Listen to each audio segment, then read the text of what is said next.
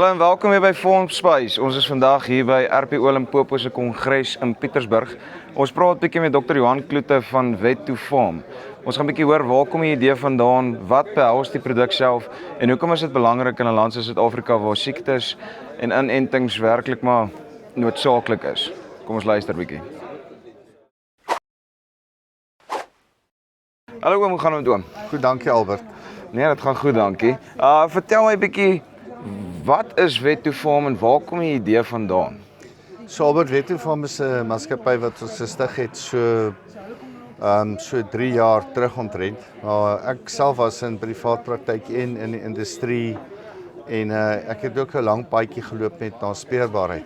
En so wat ons doen is ons gebruik bestuursbeginsels, gesondheidsbestuursbeginsels plus naspeurbaarheid. So mense wat naspeurbaar ken verstaan dat dit gaan oor die individuele unieke identifikasie met 'n identifiseerder. Een van 2 oorplaatjies wat ons beskikbaar het, 'n elektronies en of 'n visueel met sy eie merkernommer. Ek gaan oom gou daar stop. So ek het nou daar by oom gehoor iets wat my nogal gevang het, die 2 verskillende tipes. So hoekom sal jy eers kyk na die een en hoekom sal jy kyk na die ander een? Wat is die 2 se verskillende doele en waar is hulle plek? So Albert, die 2 verskillende identifiseerders gaan oor koste. Vir 'n persoon wat nie 'n duur RFID stokleser kan gebruik nog nie, het ons 'n visuele tag soos wat ons in die volstruisbedryf gebruik, wat dan die Europese inspeksies voldoen. Hulle was nou onlangs hier gewees.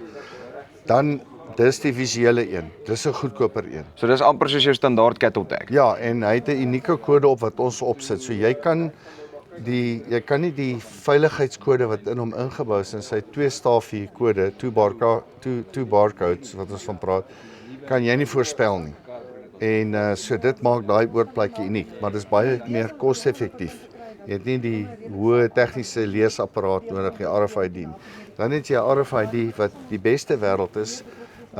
Jy maak nie fout om dit te lees en nie, maar dit kos net baie meer. So jy het 2 sektore in die mark, totdat ons by 'n punt kom waar die staat of die regulasie dan sê, okay, julle gaan nou almal, sal nou almal EID gebruik by default, soos hulle sê in Engels. So ons het die 2 opsies wat dit dan maklik maak om aan hierdie naspeurbaarheid deel te neem. Die naspeurbaarheid vat ons terug, so ons het 'n span, ons is nou iets so 21 mense in ons klein maatskappy.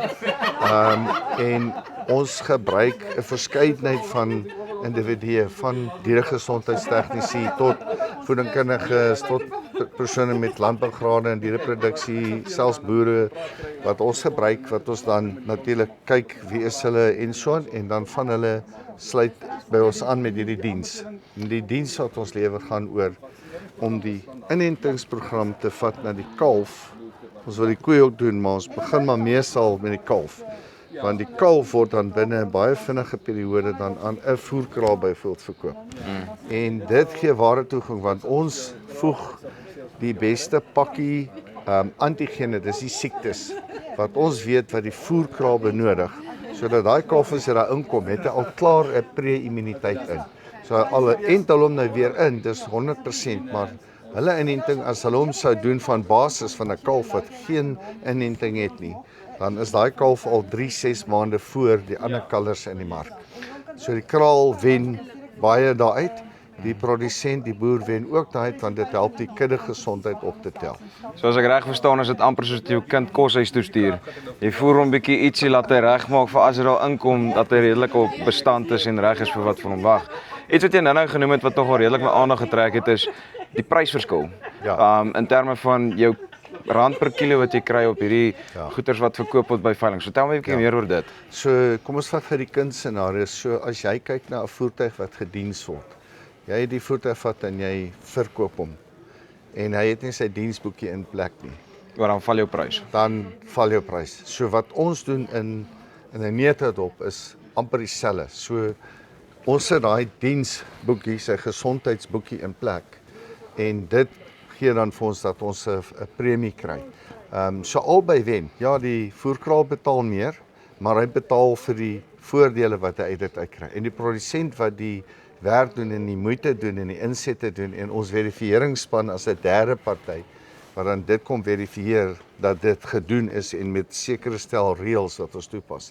Bring die twee na mekaar toe. Party mense sê van is 'n match of is 'n jy skud hand. Okay, jy dis geverifieer, dis 'n derde party. Dis nie die produsent self wat daai data verifieer nie.